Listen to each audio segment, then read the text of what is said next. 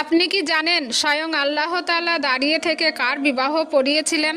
যখন মহান আল্লাহ তাআলা হযরত আদম আলাইহিসসালামকে সৃষ্টি করেছিলেন তখন উনি একা একা জান্নাতে থাকতেন, কিন্তু তিনার মনে কোনো শান্তি ছিল না, কারণ তার কোনো সঙ্গী ছিল না। তখন আল্লাহ তাআলা হযরত আদম আলাইহিসসালামকে ঘুম পাড়িয়ে দিলেন এবং উনার বাম পাঁজরের হাড় দিয়ে একজন নারীকে সৃষ্টি করলেন। তখন উনি ঘুম থেকে উঠে দেখলেন উনার পাশে একজন নারী বসে আছে। তিনি অবাক হয়ে তাকে জিজ্ঞেস করলেন, তুমি কে? তখন হযরত হাওয়া আলাইহিসসালাম জবাব দিলেন, আল্লাহ তাআলা আমাকে আপনার সঙ্গী হিসেবে সৃষ্টি করেছেন।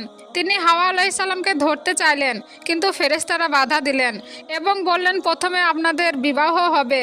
ফেরেশতারা তাদের দুজনকে বিয়ের সাজে সাজিয়ে আল্লাহর দরবারে হাজির করলেন এবং সেই বিয়ের মোহরানা ছিল আমাদের প্রিয় নবীজির ওপর 10 বার দরুদ শরীফ পাঠ করা।